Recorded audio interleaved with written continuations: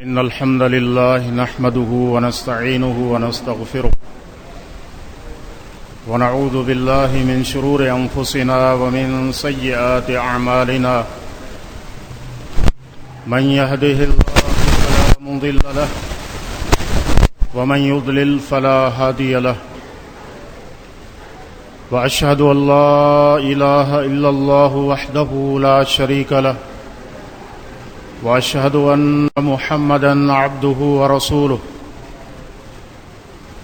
يا أيها الناس اتقوا ربكم الذي خلقكم من نفس واحدة وخلق منها زوجها وبث منهما رجالا كثيرا ونساء واتقوا الله الذي تساءلون به والأرحام إن الله كان عليكم رقيبا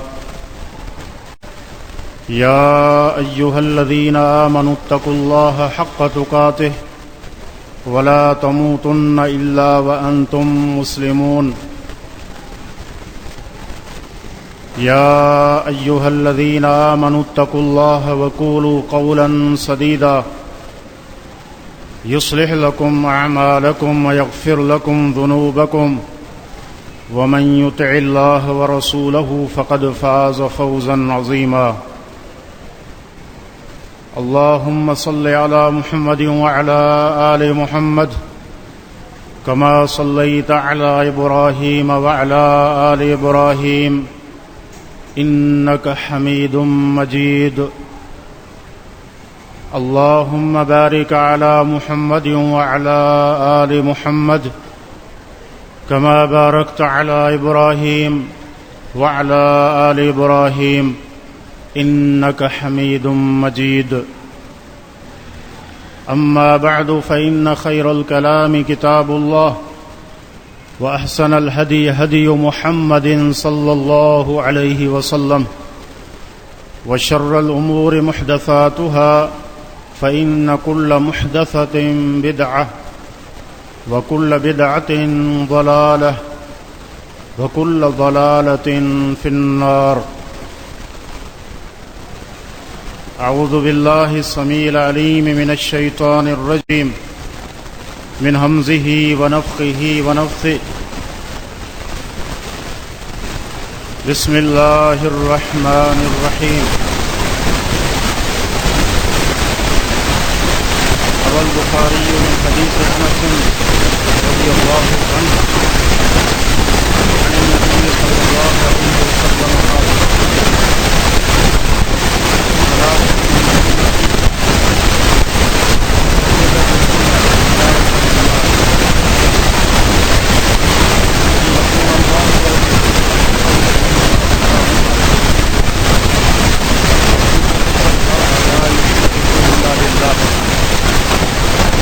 ومن يكره أن يعود في الكفر بعد أن أنقذه الله منه كما يكره أن يقذف في النار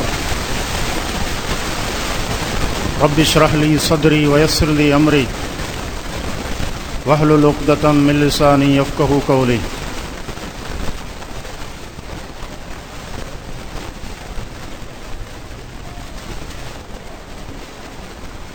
جس طرح سے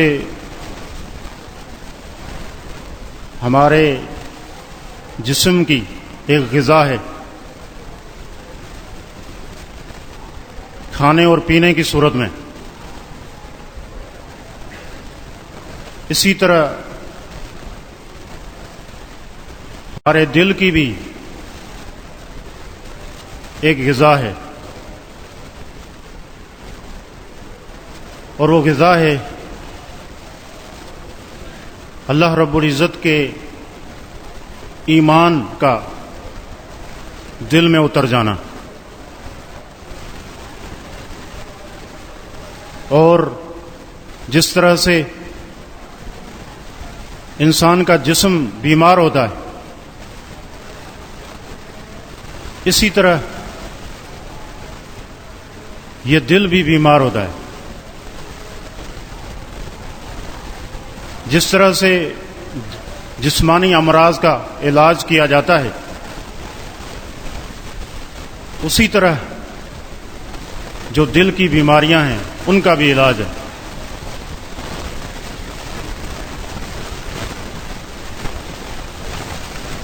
رسول اکرم صلی اللہ علیہ وسلم نے اپنے اس فرمان میں جو صحیح بخاری اور صحیح مسلم میں سیدنا انس رضی اللہ تعالی عنہ سے مروی ہے، آپ نے 3 چیزیں ذکر فرمائی ہیں۔ فرمایا ثلاث من کن فیہ وجد بہن حلاوت الایمان، 3 خصلتیں ایسی ہیں جس شخص نے ان کو اپنے اندر پایا، اپنے اندر ان کو پیدا کیا، وجد بہن حلاوت الایمان، تو ایسے شخص کو ایمان کا ذائقہ نصیب ہوتا ہے، ایمان کی مٹھاس اور اس کی چاشنی اس کو نصیب ہوتی ہے۔ اس حدیث میں اس چیز کا بیان ہے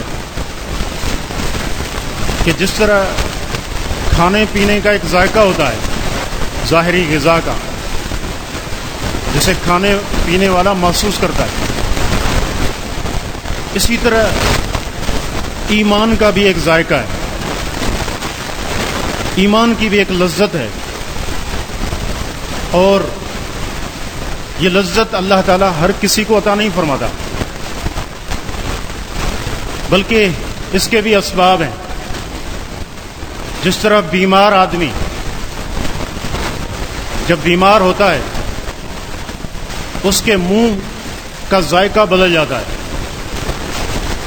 میٹھی اور شیریں چیز بھی اسے کڑوی محسوس ہوتی ہے۔ اسی طرح اگر دل بیمار ہے، دل میں شہوات کے امراض ہیں، شبہات کی بیماریاں ہیں، تو پھر ایسا دل بھی بیمار ہے، ایسا دل ایمان کی حلاوت، ایمان کے ذائقے کو نہیں چکھ پاتا۔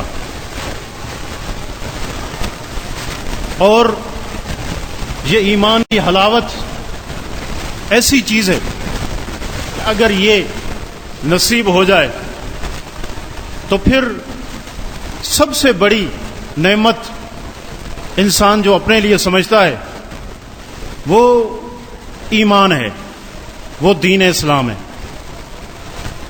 صحابہ اکرام رضوان اللہ علیہم اجمعین کی زندگیوں کو دیکھیں، عہد مکی کا مطالعہ کیجئے، آپ کو معلوم ہوگا کہ کس قدر تنگیاں تھیں، پریشانیاں تھیں، کس قدر صعوبتیں تھیں، کس قدر عذاب ان پر کیے جاتے تھے، لیکن پھر بھی انہوں نے دین کو نہیں چھوڑا، بلکہ ایمان کی یہ حلاوت ایسی تھی ان کے دلوں میں کہ ہر تکلیف کو انہوں نے برداشت کر لیا اور ہر مصیبت کو انہوں نے جھیلا، لیکن وہ دین پر ڈٹ گئے اور ایمان پر انہوں نے استقامت اختیار کی۔ سیدنا بلال رضی اللہ تعالی عنہ کو دیکھیے کہ ان کو تپتے دوپہر کے اندر گرم ریت پر لٹا دیا جاتا اور بھاری پتھر ان کے سینے پہ رکھے جاتے، ان کو گھسیٹا جاتا، کیا کہ کفر کرو۔ اس وقت بھی ان کی زبان پر جو الفاظ ہوتے وہ ہوتے احد احد، اللہ ایک ہے، اللہ ایک ہے، اس کا کوئی شریک نہیں ہے۔ اور رسول اللہ صلی اللہ علیہ وسلم کے ایک صحابی ہیں عبداللہ بن عمر بن عاص رضی اللہ عنہ، وہ فرمایا کرتے تھے کہ لو یعلم الملوک وابناء الملوک ما نحن فیہ لجالدونا علیہ بالسیف، کہ اگر ان بادشاہوں کو اور ان کے بیٹوں شہزادوں کو یہ چیز معلوم ہو جائے کہ اللہ رب العزت نے ہمیں کس قدر سکون دے رکھا ہے، ایسا سکون کہ انہوں نے اس کو قریب سے بھی نہیں دیکھا، کہا پھر وہ ہمارا سکون چھینے کے لیے تلواریں لے کر ہم پر حملہ کر دیں۔ یہ ایمان کی حلاوت ہے، ایمان کی ایک مٹھاس ہے، اور جس طرح سے اللہ تعالیٰ نے ہر چیز کے اسباب رکھے ہیں جس کے تحت وہ معاملات ہوتے ہیں، ویسے ہی ایمان کی حلاوت کے بھی اسباب ہیں جن کو شریعت نے ذکر کیا ہے۔ نبی علیہ الصلاۃ والسلام نے اپنے اس فرمان میں اور دیگر فرامین میں بھی اس چیز کا اظہار کیا ہے، اور یہ حقیقی ذائقہ ہے، یہ کوئی مجازی چیز نہیں ہے جس کی حقیقت کا انکار کیا جائے، بلکہ یہ حقیقی چیز ہے۔ جیسے آپ نے فرمایا ذاق طعم الایمان، اس شخص نے ایمان کا ذائقہ چکھ لیا، من رضی باللہ ربا وبالاسلام دینا وبمحمد نبیا، جو شخص اللہ کے رب ہونے پر راضی ہو گیا، اللہ کے رب ہونے پر راضی ہو گیا، اللہ کے رب ہونے پر راضی ہونے سے کیا مراد ہے کہ اللہ ہمارا رب ہے، اس کے بعد اس پر ڈٹ جائیں، اور مخلوق میں جو اللہ کی صفات ہیں ان کو تلاش کرنا، اللہ رب العزت کو چھوڑ کے مخلوق سے اپنی حاجات کو طلب کرنا، اور اللہ کی عبادت کو چھوڑ کے ان کی عبادت کرنا، تو ایسا شخص اللہ کے رب ہونے پر کیسے راضی ہوا؟ تو اللہ کو رب ماننا یہی ہے کہ انسان راضی ہو جائے اس کے بعد، اور اس کے بعد کہا وہ بالاسلام دینا، اسلام کے دین ہونے پر راضی ہو گیا کہ ہمارا دین دین اسلام ہے، اس میں ہر طرح کی اچھائیاں اور خوبیاں پائی گئی ہیں، اور یہ پورا ایک نظام حیات ہے، اور تمام امور اس کے اندر موجود ہیں، ہمیں اسلام کو چھوڑ کر کسی اور طرف دیکھنے کی ضرورت ہی نہیں ہے، یہ دین مکمل دین ہے، اور اس میں ذرے کے برابر بھی کمی نہیں ہے، یہ اسلام کے دین ہونے پر راضی ہونا ہے۔ اور وہ بھی محمد نبیہ، فرمایا کہ اس شخص نے ایمان کا ذائقہ چکھ لیا جس نے محمد صلی اللہ علیہ وسلم کو نبی مانا اور اس پر راضی ہو گیا۔ اللہ کے نبی کو نبی ماننا، اس پر راضی ہونا، اس کا مطلب یہ ہے کہ عبادت صرف اللہ رب العزت کی ہوگی، اور جو عبادت کا طریقہ ہوگا وہ محمد صلی اللہ علیہ وسلم کا طریقہ ہوگا، اور اس پر انسان راضی ہو جائے۔ ہر خیر خواہی جو ہو سکتی تھی اللہ کے نبی نے کر دی، اور نبی سے بڑھ کر مخلوق میں سے مخلوق کا کوئی خیر خواہ نہیں ہے، یہ عقیدہ ہے، اور اسی چیز کو صحابہ نے بھی اپنایا، اور انہوں نے کہا کہ اللہ کے رسول صلی اللہ علیہ وسلم جس دین پر ہمیں چھوڑ کے گئے وہ روشن دین تھا، ترکنا رسول اللہ صلی اللہ علیہ وسلم علی المحجۃ البیضاء لیلھا کنہارھا، رسول اللہ صلی اللہ علیہ وسلم ہمیں ایسے دین پر چھوڑ کے گئے ہیں جس کی راتیں بھی دنوں کی طرح روشن ہیں، منور ہیں، اور پھر اپنی طرف سے اللہ کے نبی کے مقابلے میں متبعین اور پیشوا نہیں بنانے، بلکہ تمام امور میں اللہ کے نبی صلی اللہ علیہ وسلم کی اتباع اور پیروی کرنی ہے، یہ ہے راضی ہونا۔ لیکن آج ہم دیکھیں بظاہر یہ چیزیں پڑھی تو جاتی ہیں، لیکن کیا حقیقت میں ہم ان کے تقاضے پورے کرتے ہیں یا نہیں؟ تو پھر اللہ رب العزت کی طرف سے حلاوت ایمانی کیسے نصیب ہوگی جبکہ اس کی بنیاد یہی چیزیں ہیں، جبکہ صرف زبان سے ان کا اظہار کرنا مقصد نہیں ہے، بلکہ عملی طور پر اس کو صحیح ثابت کرنا ہے، اور اپنے دل اور دماغ میں یہ حقیقت بٹھانی ہے کہ یہی امور ہیں اور انہی کے تقاضے پورے کرنے ہیں، تب جا کے وہ حلاوت ایمانی نصیب ہوتی ہے۔ نبی علیہ الصلوۃ والسلام نے فرمایا 3 امور میں سے پہلا معاملہ جس کی بدولت، جس کے سبب سے ایمان کی حلاوت اللہ تعالیٰ نصیب فرماتا ہے، اور حلاوت یہ ایک ذائقہ جس نے چکھ لیا، اس لیے کہتے ہیں کہ سب سے بڑی نعمت جو اس دنیا میں ہے وہ نعمت اسلام ہے، نعمت ایمان ہے، اس سے بڑھ کر کوئی نعمت نہیں ہے۔ تو اس نعمت پر بھی اللہ کا شکر ادا کرنا چاہیے۔ یہ بھی ایک اہم چیز ہے، ہم بسا اوقات نعمتوں کو مادی امور میں سمجھتے ہیں، ہم سمجھتے ہیں کہ ظاہری جو نعمتیں وہی نعمتیں ہیں، حالانکہ یہ سب سے بڑی نعمت ہے۔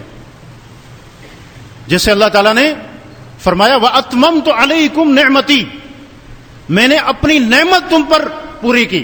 اور نعمت سے مراد یہاں کیا ہے؟ یہاں نعمت دین مراد ہے، اسلام مراد ہے۔ تو یہ بھی بڑی عظیم نعمت ہے، اور اللہ تعالیٰ کا شکر ادا کرنا چاہیے کہ اللہ تعالیٰ نے ہمیں دین اسلام کی سمجھ دی اور ہمیں توحید کو سمجھنے والا بنایا، شرک سے ہمیں دور کیا، پیارے پیغمبر صلی اللہ علیہ وسلم کی اتباع اور پیروی نصیب کی۔ انسان جتنی اللہ تعالیٰ کی تعریف کرے، جتنا اللہ کا شکر ادا کرے، اتنا ہی کم ہے۔ تو پہلی چیز جو نبی علیہ الصلوۃ والسلام نے اس فرمان میں ذکر کی، ایمان کا ذائقہ چکھنے کے لیے فرمایا کہ ان یکون اللہ ورسولہ احب الیہ مما سواہما، اللہ اس کے رسول صلی اللہ علیہ وسلم سے محبت سب سے بڑھ کر ہو، سب سے بڑھ کر اللہ اس کے رسول سے محبت ہو۔ دنیا کی کوئی محبت ایسی نہ ہو جو ان محبتوں سے مقدم ہو۔ اللہ کی محبت یہ اصل ہے، پیارے پیغمبر صلی اللہ علیہ وسلم کی محبت اللہ کی محبت میں سے ہے، اور اللہ تعالیٰ کی محبت اس وقت تک نصیب نہیں ہوتی جب تک اللہ کے رسول صلی اللہ علیہ وسلم سے محبت نہ ہو۔ یہی وجہ ہے امیر المومنین عمر رضی اللہ تعالی عنہ اللہ کے نبی کے ساتھ تھے، تو اللہ کے نبی صلی اللہ علیہ وسلم سے کہنے لگے لَأَنْتَ أَحَبُّ إِلَيَّ مِنْ كُلِّ شَيْءٍ إِلَّا نَفْسِي، اے اللہ کے رسول مجھے آپ ہر چیز سے زیادہ محبوب ہیں سوائے اپنی جان کے۔ آپ نے فرمایا نہیں عمر، جب تک میں تمہاری جان سے بھی زیادہ تمہارا محبوب نہیں بن جاتا تب تک ایمان مکمل نہیں ہے۔ سیدنا عمر رضی اللہ عنہ نے فوراً کہا کہ اللہ کے نبی اب آپ مجھے اپنی جان سے بھی زیادہ محبوب ہیں۔ اللہ کے نبی نے فرمایا الآن یا عمر، عمر اب بات بنی ہے۔ تو اللہ کے نبی کی محبت، اور یہ بھی ذہن میں رکھیں یہاں 2 محبتیں ہیں، اللہ کی محبت ہے اور رسول کی محبت ہے۔ اللہ تعالی کی محبت اصل ہے، اور پیارے پیغمبر صلی اللہ علیہ وسلم کی جو محبت ہے اس محبت کے تابع بہت سارے لوگ ہیں جو اللہ کے نبی سے محبت اللہ سے بھی بڑھ کر کرتے ہیں، اور یہ کیا، یہ شرک ہے۔ بلکہ اللہ کے محبت میں سے اللہ کے نبی کی محبت ہے، اس کا تقاضا یہ ہے کہ اللہ تعالیٰ کی توحید میں کسی کو بھی شریک نہ کیا جائے، اور اللہ تعالیٰ کی محبت کا جو راستہ ہے وہ نبی علیہ الصلوۃ والسلام کی اتباع اور پیروی سے گزرتا ہے۔ اس کا مطلب یہ ہوا کہ جو شخص اللہ کے نبی کی اتباع اور پیروی نہیں کرتا، محض زبانی دعوے کرتا ہے محبت کے، تو قرآن کا جو معیار ہے اس کے مطابق ایسا آدمی جھوٹا ہے اپنے دعوے میں۔ اللہ تعالیٰ ارشاد فرماتا ہے قُلْ إِن كُنتُمْ تُحِبُّونَ اللَّهَ فَاتَّبِعُونِي يُحْبِبْكُمُ اللَّهُ وَيَغْفِرْ لَكُمْ ذُنُوبَكُمْ وَاللَّهُ غَفُورٌ رَحِيمٌ۔ اے نبی صلی اللہ علیہ وسلم ان سے کہیے کہ اگر تم اللہ سے محبت کرتے ہو، یعنی تمہارا یہ دعویٰ ہے کہ تم اللہ سے محبت کرتے ہو، اور ہر دعوے کی دلیل ہوتی ہے، اگر دعوے کے ساتھ دلیل نہ ہو تو وہ صرف زبانی جمع کلامی ہے، اور ایسا شخص اپنے دعوے میں جھوٹا ہے۔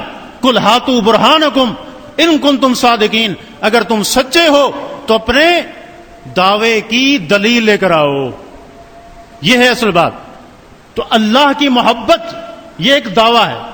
اس کی دلیل کیا ہے؟ اللہ نے فرمایا یہاں فاتبعونی، اے پیغمبر ان سے کہہ دیں تو پھر میری پیروی کرو، میری اتباع کرو، تب جا کے تم اپنے دعوے میں سچے ہوں گے. فاتبعونی، میری پیروی کرو. یہاں آپ دیکھیے کہ آج کہاں ہیں محبت کے دعوے اور اللہ سے محبت کے دعوے، رسول سے محبت کے دعوے. لیکن جب آپ کی تعلیم سامنے آتی ہے، آپ کے فرامین سامنے آتے ہیں، تو پھر وہی ہے اپنے اپنے پیشوا، اپنے اپنے مقتدا وہ سامنے آ جاتے ہیں. اللہ کے نبی کی محبت صرف دعوے کی حد تک رہ جاتی ہے، جبکہ کیا ہے معیار کیا ہے جو قرآن نے ذکر کیا؟ فرمایا فاتبعونی، میری پیروی کرو، اللہ کے نبی کی پیروی. من اطاع محمدن فقد اطاع اللہ ومن عصى محمدن فقد عصى اللہ. جس نے محمد صلی اللہ علیہ وسلم کی اطاعت کی، پیروی کی، اس نے اللہ کی اطاعت کی، اور جس نے محمد صلی اللہ علیہ وسلم کی نافرمانی کی اس نے اللہ کی نافرمانی کی. یہ معیار ہے. اور اس کا فائدہ کیا ہے؟ اللہ سے محبت جب سچی ہوگی، نبی علیہ الصلوۃ والسلام کی اتباع اور پیروی کے ساتھ اپنے دعوے کو سچا ثابت کیا جائے گا، پھر اس کا فائدہ کیا ہے؟ یحببکم اللہ، اللہ بھی تم سے محبت کرے گا، اللہ تعالیٰ بھی تم سے محبت کرے گا. وَيَغْفِرْ لَكُمْ ذُنُوبَكُمْ، اور اللہ تعالیٰ کی محبت جہاں ہوتی ہے، یہاں دیکھیں صحیح مسلم کی ایک حدیث، نبی علیہ الصلوۃ والسلام نے ارشاد فرمایا کہ ان اللہ اذا احب عبدا اخبر جبریل، کہ اللہ تعالیٰ جب اپنے کسی بندے سے محبت کرتا ہے تو جبریل کو بتاتا ہے کہ انی احب فلانا فاحبہ، اے جبریل میں اپنے فلاں بندے سے محبت کرتا ہوں لہذا تو بھی اس سے محبت کر. اب جبریل اس سے محبت کرنے لگتا ہے. پھر جبریل یہ منادی کرتا ہے آسمانوں میں جا کر فرشتوں سے، اور ان کو کہتا ہے کہ اللہ تعالیٰ فلاں بندے سے محبت کرتا ہے، میں بھی اس سے محبت کرتا ہوں. اور پھر کیا ہے؟ آسمانوں میں اس کی محبت پیدا ہو جاتی ہے. اور اس کے بعد کہا ثم یوضع لہ القبول فی الارض، پھر زمین میں بھی ایسے شخص کی محبت کے جھنڈے اللہ گاڑ دیتا ہے. تو یہاں بھی ایک اہم نصیحت ہمیں معلوم ہوئی. بسا اوقات ہم کیا کرتے ہیں؟ ہم مخلوق کو راضی کرنے کے لیے اللہ کو ناراض کر دیتے ہیں. یاد رکھیں یہ جو راستہ ہے یہ بالکل غلط ہے. مخلوق کو بھی اگر راضی کرنا چاہتے ہیں تو اس کا طریقہ یہ ہے کہ اللہ کو راضی کریں. کیوں؟ یہ جو مخلوق ہے اس کے معاملات اللہ کے ہاتھ میں، جیسے حدیث میں ہے نا کہ ان قلوب بنی آدم بین اصبعین من اصابع الرحمن کقلب واحد. فرمایا کہ مخلوق کے دل اللہ تعالیٰ کی دو انگلیوں کے درمیان ہیں. اللہ تعالیٰ جیسے چاہے جہاں چاہے ان کو پھیر دے. تو اللہ تعالیٰ اس طرح جیسے اس حدیث میں موجود ہے، اب آسمان میں فرشتے اس سے محبت کرتے ہیں، اور فرمایا ثم یوضع لہ القبول فی الارض، اس کے بعد زمین والے بھی ایسے شخص سے محبت کرتے ہیں، ایسے شخص سے محبت کرتے ہیں. اب یہ اللہ کی محبت ہے، اللہ محبت کرتا ہے. اور پھر کیا ہے؟ اس کے بعد دوسرا انعام ذکر کیا، اللہ کے محبوب بن گئے. وَيَغْفِرْ لَكُمْ ذُنُوبَكُمْ، اللہ تمہارے گناہ معاف کر دے گا، اللہ تعالیٰ گناہ معاف کر دے گا. واللہ غفور الرحیم، اللہ تعالیٰ بخشنے والا مہربان ہے. تو یہ جو مختصر تفصیل تھی اللہ اس کے رسول کی محبت کے تعلق سے، وہ یہ ہے کہ اللہ اس کے رسول کی محبت یہ ایک محض دعویٰ ہے. اس دعوے کی دلیل اللہ کے نبی صلی اللہ علیہ وسلم کی اتباع ہے، پیروی ہے. اللہ تعالیٰ کی محبت میں یہ چیز بھی داخل ہے کہ انسان ایک ہے واجبی محبت، ایسی محبت جو ہر کسی کو کرنی چاہیے اور وہ واجب ہے. اس سے مراد یہ ہے کہ اللہ تعالیٰ نے جو اوامر آپ کے اوپر رکھے ہیں، جس جس چیز کو آپ پر فرض کیا ہے، آپ وہ فرائض ادا کریں. سب سے پہلا راستہ یہی ہے اللہ کی محبت کا، فرائض پر عمل کرنا، فرائض پر عمل کرنا. اور یہ فرائض واجب ہیں، سب کے لیے ہیں. تو یہ وہ محبت ہے جو واجب ہے اور ہر کسی کو کرنی چاہیے، جس کے بغیر محبت کا کوئی تصور ہی نہیں ہے. ایک شخص ہے زبانی اللہ سے محبت کا دعویٰ کرتا ہے لیکن اللہ کے فرائض ادا نہیں کرتا، نماز نہیں پڑھتا، روزہ نہیں رکھتا، جو امور اس پر واجب ہیں ان کو ادا نہیں کرتا، تو اس کا مطلب یہ ہوا کہ یہ شخص بھی اپنے دعوے میں جھوٹا ہے، کیونکہ یہ واجبی محبت ہے کہ اللہ تعالیٰ کے فرائض کو پورا کیا جائے۔ اور دوسری چیز ہے، اللہ تعالیٰ نے جس چیز سے روکا ہے، جو چیزیں حرام قرار دی ہیں، ان سے اپنے آپ کو بچائیں، یہ بھی واجبی محبت میں داخل ہے۔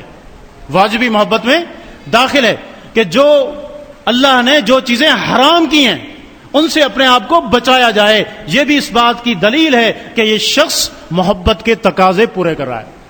دوسری محبت ہے جس کو کہتے ہیں جو محبت استحبابی ہے، مستحب ہے، وہ کیا ہے؟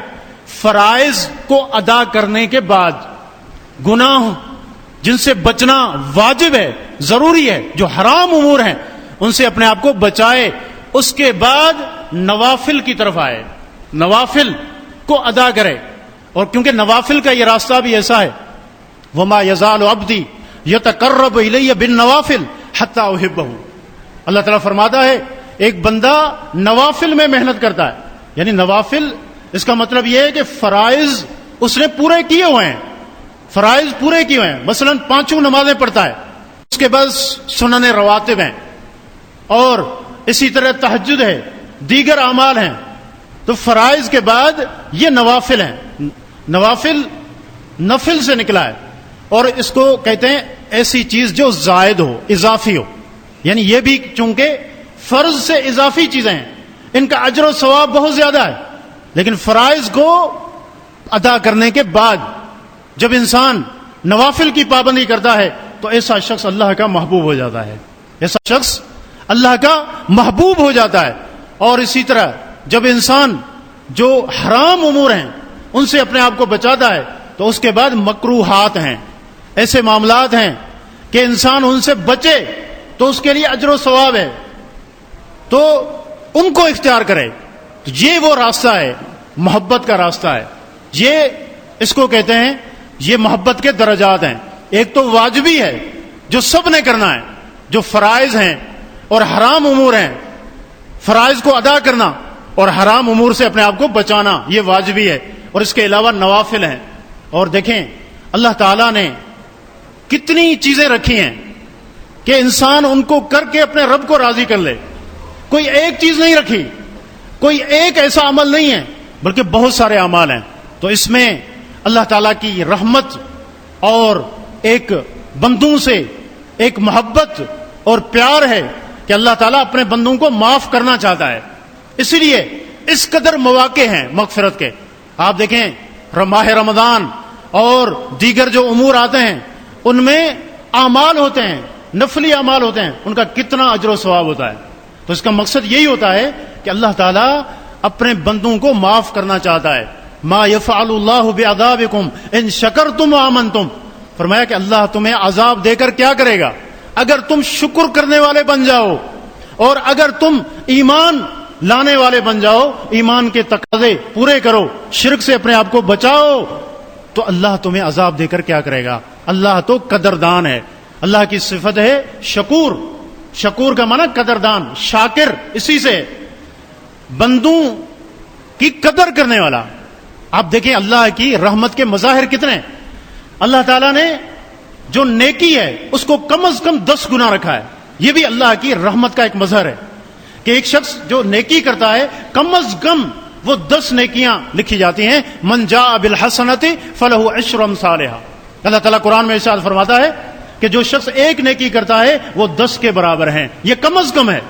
اور اگر بندے کا اخلاص ہے اور اللہ تعالیٰ کی خشیت ہے، خوف ہے، اس کی قلبی کیفیت اس قدر خشوع والی ہے کہ اللہ تعالیٰ پھر اس کو بڑھاتا جاتا ہے، حتیٰ کہ ایک نیکی 700 گنا تک بھی چلی جاتی ہے، لیکن کم از کم جو نیکی ہے وہ 10 گنا ہے۔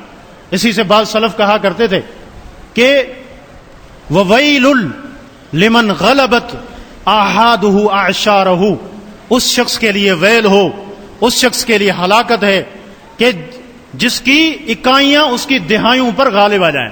کیا معنی ہے اس کا؟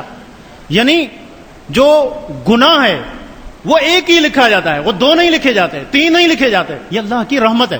اور نیکی کم از کم 10 نیکیاں لکھی جاتی ہیں. تو کہا اس شخص کے لیے ویل ہو کہ جس کی نیکیاں اس کے گناہوں سے زیادہ نہ ہوں، بلکہ گناہ اس کی نیکیوں پر غالب آ جائیں. تو یہ حقیقت ہے. اللہ، اس کے رسول کی محبت اور اس محبت کے جو فضائل ہیں وہ بے شمار ہیں. اور یہ وہ چیز ہے کہ جس کی وجہ سے ایمان کی حلاوت، ایمان کا ذائقہ نصیب ہو جاتا ہے.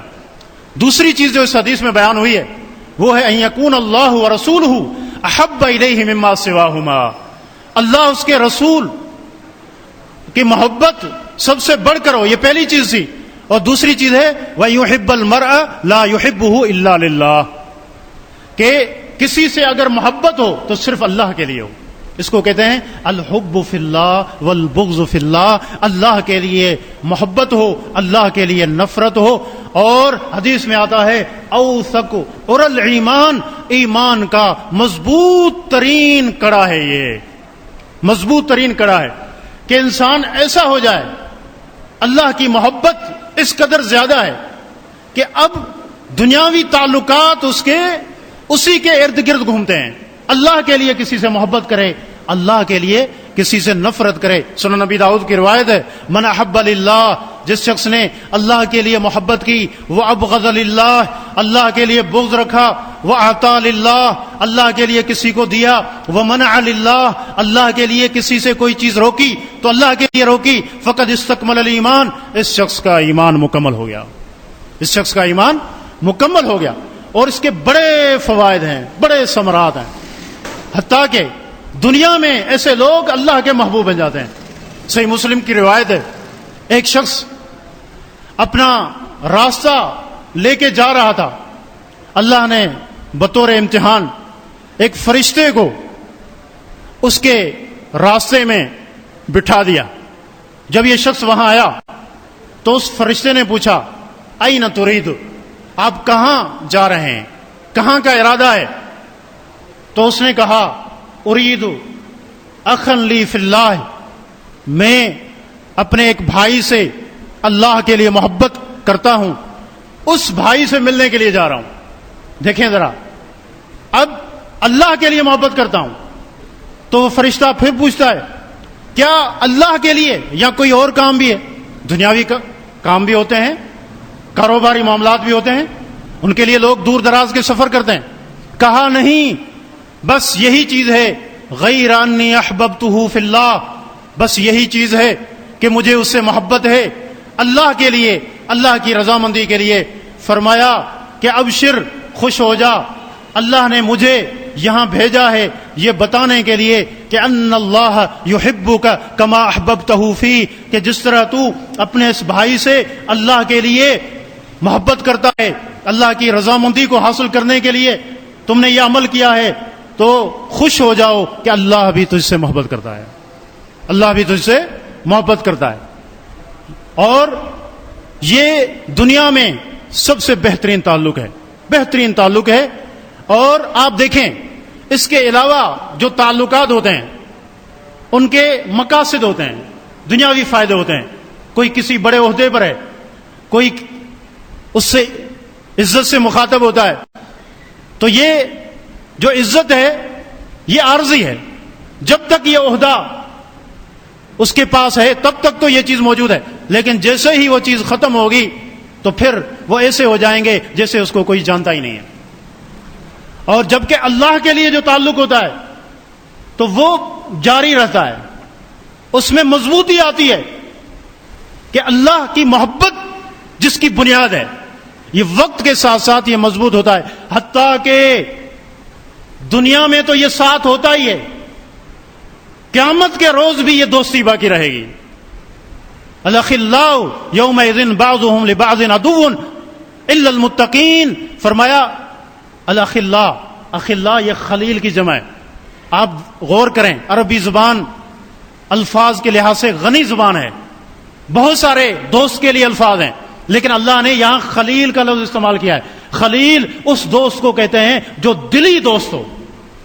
بسا اوقات ایک شخص کسی کے ساتھ ہوتا ہے لیکن یہ دلی دوست ہیں. لیکن دلی دوستی کس لیے تھی؟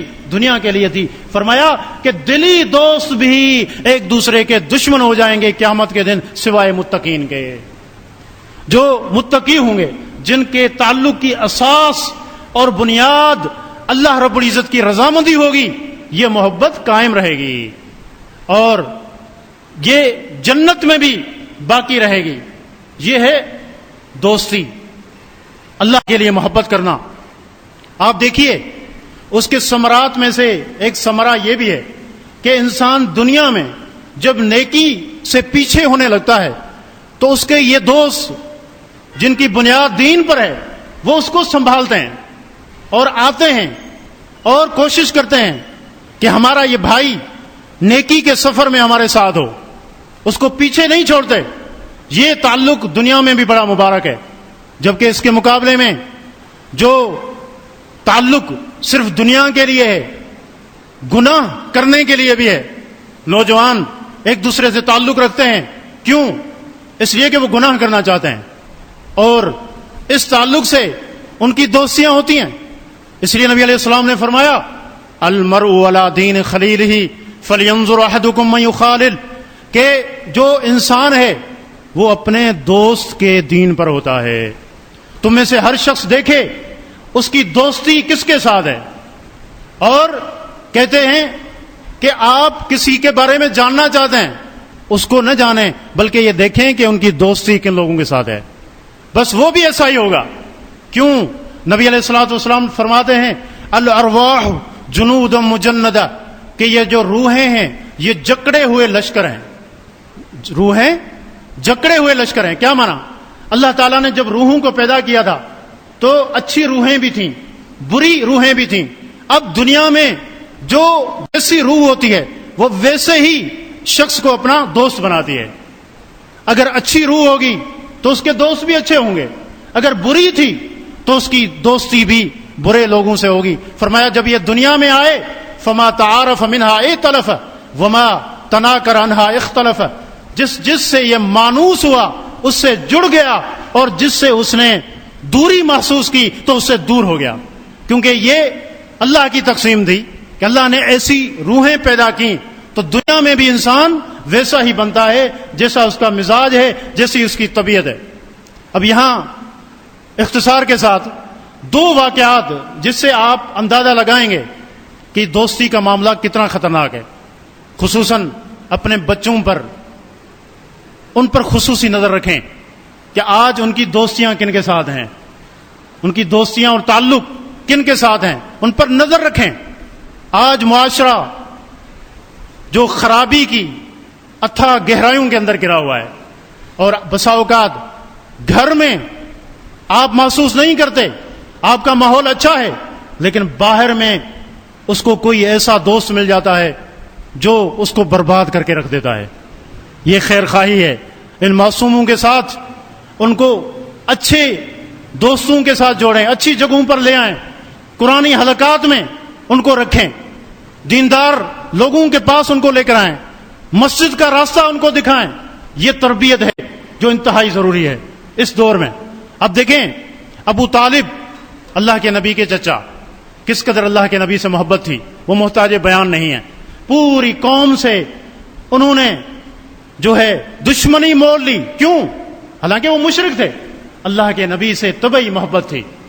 اللہ کے نبی کی محبت ایسی تھی، اللہ کے نبی کو بھی بڑی محبت تھی. اور جب ان کی وفات کا وقت آیا، پیارے پیغمبر صلی اللہ علیہ وسلم ان کے پاس آئے اور کہہ رہے ہیں یا عم قل لا الہ الا اللہ، اے چچا لا الہ الا اللہ پڑھ لو، کلمۃ احاج لک بہا عند اللہ، آپ یہ کلمہ پڑھیں، میں اللہ کے سامنے حجت پیش کروں گا کہ میرے چچا نے مرتے ہوئے کلمہ پڑھ لیا تھا. لیکن دیکھیں ذرا، وہیں اس کے دوست بیٹھے ہوئے ہیں مشرک ابو جہل، اور اسی طرح جو امیہ بن خلف، اس طرح کے جو مشرکین مکہ تھے سرداران، وہ بھی بیٹھے ہوئے ہیں. وہ فوراً کہتے ہیں اترغب عن ملت عبد المطلب، ابو طالب پوری زندگی اپنے باپ دادا کے دین پر رہے، اب کیا مرتے ہوئے ان کے دین کو، ان کے طریقے کو چھوڑ دو گے؟ اللہ کے نبی پھر کہہ رہے ہیں، لیکن آخری الفاظ جو ابو طالب کے نکلے تو انہوں نے کیا کہا؟ اخترت النار علی العار، مجھے جہنم کی آگ تو برداشت ہے لیکن برادری کے تانے برداشت نہیں ہیں۔ تو یہ وہ لوگ تھے جنہوں نے جو ان کا اچھا خاتمہ تھا اس میں رکاوٹ بن گئے آخری وقت میں بھی۔ اور ایک اور منظر ہے ہمارے سامنے، ابو زرع رازی رحمہ اللہ، یہ محدث ہیں اور ان کے تعلقات، ان کی محبتیں حدیث سے تھیں، ان کے دوست بھی وہی محدثین تھے۔ اب ان کا آخری وقت آیا، وہ بھی بیٹھے ہوئے ہیں، اب سوچنے لگے، خیر خواہی، اچھے دوست خیر خواہی کرتے ہیں دنیا میں بھی، دنیا سے جاتے ہوئے بھی۔ اب ان کو فکر ہونے لگی، ہمارا یہ دوست، ہمارا یہ بھائی یہ دنیا چھوڑ کے جا رہا ہے، اور کلمے کی فضیلت ہے کہ دنیا سے جاتے ہوئے جس نے کلمہ پڑھ لیا تو وہ جنت میں داخل ہوگا، لیکن وہ مرض الموت میں ہے۔ اب ان محدثین نے کیا طریقہ اپنایا؟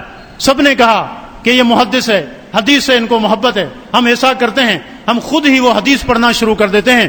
چنانچہ سب نے اپنی اپنی سند سے حدیث سنانا شروع کی۔ ابھی ایک نے سنائی، دوسرے نے شروع کی تھی کہ ابو زرع رازی رحمہ اللہ جو مرض الموت میں ہیں، انہوں نے اپنی آنکھیں کھولی، اپنی سند پڑھی اللہ کے نبی صلی اللہ علیہ وسلم تک، اس کے بعد کہا ان معاذ بن جبل رضی اللہ عنہ قال قال رسول اللہ صلی اللہ علیہ وسلم من کان آخر کلامہ لا الہ الا اللہ دخل الجنہ، کہ جس شخص نے یہ کہا آخری کلمہ دنیا سے جاتے ہوئے لا الہ الا اللہ تو وہ جنت میں داخل ہوگا۔ یہ حدیث پوری کی اور ان کی روح پرواز کر گئی۔ تو یہ دیکھیں، یہ مت دیکھیں کہ یہ صرف دنیا کے معاملات ہیں، نہیں، بلکہ اس کا تعلق آپ کے خاتمے کے ساتھ بھی ہے، اس کا تعلق آپ کی آخرت کے ساتھ بھی ہے۔ تو اللہ سے ڈر جائیں اس تعلق سے۔ آخری جو بات ہے اس کو اختصار سے ذکر کر کے اپنی بات کو ختم کرتا ہوں، وہ ہے کہ آپ نے فرمایا کہ جو شخص اللہ نے اس کو اسلام کی سمجھ دی، یعنی مسلمان ہو گیا، اس کے بعد اب اسلام سے پھرنا اس کو اتنا ناپسند ہو جتنا اس کو یہ پسند نہیں ہے اس کو آگ میں ڈال دیا جائے۔ آگ میں ڈالنا کوئی بھی پسند نہیں کرتا۔ اسلام سے ایسا تعلق ہو کہ انسان یہ کہے کہ آگ میں ڈالا جانا قبول کر لے لیکن اسلام کو نہ چھوڑے۔ اس شخص نے بھی ایمان کا ذائقہ چکھ لیا۔ صحابہ کے کئی واقعات اس چیز پر گواہ ہیں۔ رومی بادشاہ کا دربار تھا، وہاں عبداللہ بن حذافہ رضی اللہ عنہ کو پکڑ کے پیش کیا گیا اور اس نے بڑی کوشش کی کہ یہ دین اسلام کو چھوڑ دے، عیسائیت کو قبول کر لے۔ انہوں نے پہلے بڑی بڑی آفریں ان کو دیں لیکن دیکھا کہ کسی بھی چیز میں نہیں آ رہے، دنیا کی کوئی چیز اس کو پسند نہیں ہے۔ پھر دوسرا طریقہ اختیار کیا اور کہا کہ ایک بہت بڑی دیگ، اس کے اندر تیل کو گرم کرو۔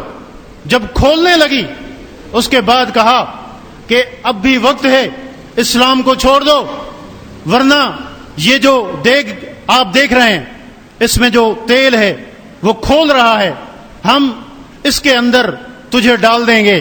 عبداللہ بن حذافہ رضی اللہ عنہ نے انکار کیا۔ جب اس کو دیگ کے قریب کرنے لگے تو عبداللہ بن حذافہ رضی اللہ تعالی عنہ رونے لگے۔ انہوں نے سمجھا کہ اب شاید وقت آ گیا ہے، اب یہ ڈر گیا ہے، اب یہ اسلام کو چھوڑ دے گا، عیسائیت کو قبول کر لے گا۔ چنانچہ پوچھا گیا کہ آپ ہماری بات قبول کرتے ہیں؟ فرمایا کہ نہیں۔ پھر کہا پھر آپ رو کیوں رہے تھے؟ کہا بات یہ ہے کہ جب میں نے اس دیگ کے سامنے اپنے آپ کو دیکھا تو مجھے یہ بات ذہن میں آئی کہ یہ تو ایک ہی جان ہے جو چلی جائے گی، میرے جسم پر کاش جتنے بال ہیں اتنی جانیں ہوتی اور ایک ایک میں اسلام پر قبول کرتا جاتا، اس کے اندر اس کو ڈالا جاتا، یہ تو ایک جان ہے چلی جائے گی۔ اللہ اکبر۔ ایسی بہت ساری مثالیں ہمیں ملتی ہیں، تاریخ میں ملتی ہیں، مسلمانوں میں ملتی ہیں۔ یہ کیا تھا؟ یہ وہ حلاوت ایمانی تھی جو اللہ نے ان کو عطا فرمائی تھی، جس کے بعد دنیا کی کوئی مصیبت، دنیا کی کوئی تکلیف ان کو اسلام سے برگشتہ نہیں کر سکی۔ کوئی لالچ، کوئی یعنی دھمکی، کوئی بھی چیز، یہاں تک کہ انہوں نے اپنی جانیں نچھاور کر دیں آج حقیقت اس بات کی ہے کہ نبی علیہ الصلوۃ والسلام کے اس فرمان پر ہم غور کریں کہ آج کیا وجہ ہے ہم مسلمان بھی ہیں اور ہم دنیا کے فتنوں میں کیوں آ جاتے ہیں، ہم کیوں آخرت کی جو ہے وہ اس کا سودا کر دیتے ہیں دنیاوی ٹکوں کے خاطر۔ آئے روز ایسی خبریں ہم سنتے ہیں۔ کچھ عرصہ قبل ایک خبر آئی کہ کچھ لوگ فیصل آباد کے انہوں نے جو یورپی ایمبیسیز ہیں ان کو خطوط بھیجے کہ ہم قادیانی ہیں، ہماری جان کو یہاں خطرہ ہے، لہذا ہمیں اپنے ملک میں وہاں کا ویزا دے دو، حالانکہ مسلمان تھے۔ اعوذ باللہ من ذالک۔ تو یہ حقیقت ہے کہ ایمان سب سے قیمتی متاع ہے، اس کی حفاظت کریں۔ یہ دنیا عارضی ہے اور ایمان کی حقیقت جب ہمارے دلوں میں بیٹھ جائے گی تو پھر آپ دیکھیں گے کہ آپ کو لذت آئے گی، آپ کے حالات جیسے بھی ہوں آپ کو کوئی پرواہ نہیں ہوگی، کیونکہ آپ راضی ہو چکے ہیں، اللہ سے راضی ہو چکے ہیں، دین سے راضی ہو چکے ہیں، نبی علیہ الصلوۃ والسلام کو نبی مان کر راضی ہو گئے ہیں۔ اللہ رب العزت ہمارے دلوں میں بھی یہ حلاوت ایمانی نصیب فرمائے۔ اللہ تعالی ہمیں دین پر استقامت عطا فرمائے، اور جو فتنے ہیں جو پھیلے ہوئے ہیں اللہ تعالی ہمیں ان سب فتنوں سے اپنے عافیت عطا فرمائے، حفظ و امان میں رکھے۔ ھذا وباللہ توفیق، وصلی اللہ علی نبینا محمد وعلی آلہ وصحبہ اجمعین۔